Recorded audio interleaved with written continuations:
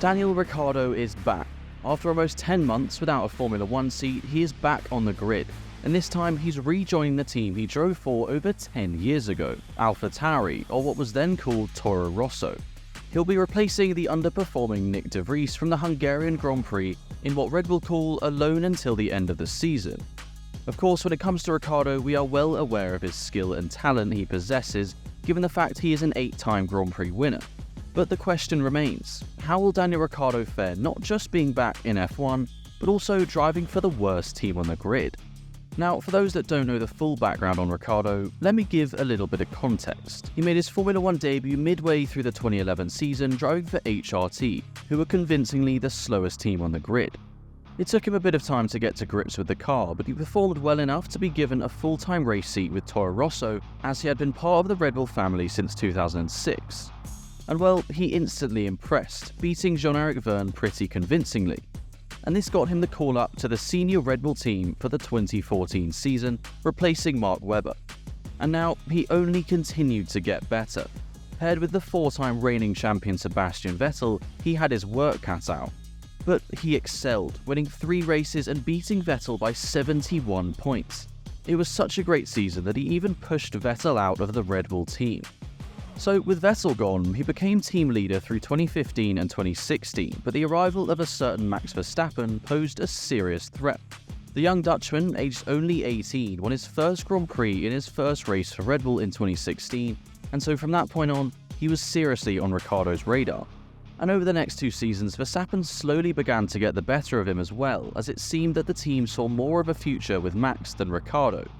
And with this in mind, Ricciardo took the huge gamble of leaving Red Bull to join Renault for the 2019 season, a decision he would arguably regret.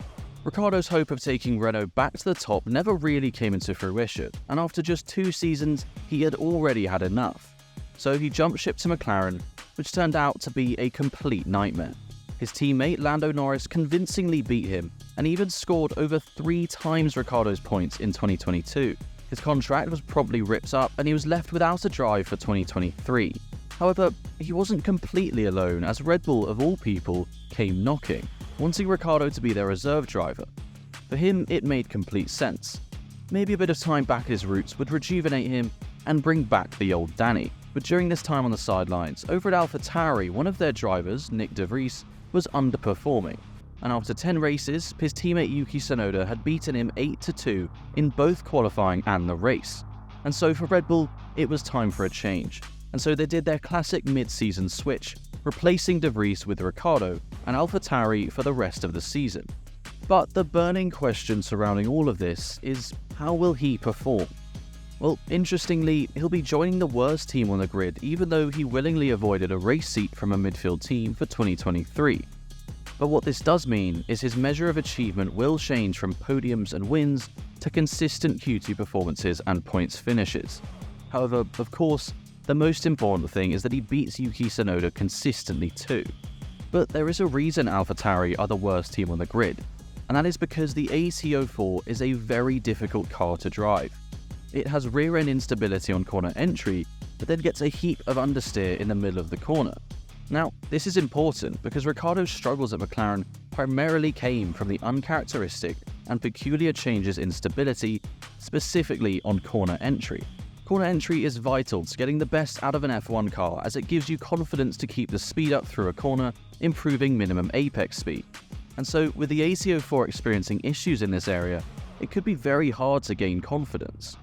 Now, for Ricciardo, at McLaren he did try to change his driving style to accommodate for these changes in stability, but he failed to correct it and fell into a downward spiral. However, it seems returning to Red Bull has brought back the old Danny. He quickly got back up to pace on frequent simulator runs, and then at his Pirelli tyre test at Silverstone, he was very impressive. So quick that his quickest time was apparently fast enough to qualify on the front row of the British Grand Prix, although conditions were slightly different. But the question some may ponder is, why have Red Bull brought him in at the age of 34? Well, one reason could be to put pressure on Sergio Perez in that second Red Bull seat, given Sergio's terrible qualifying form in the past 5 races.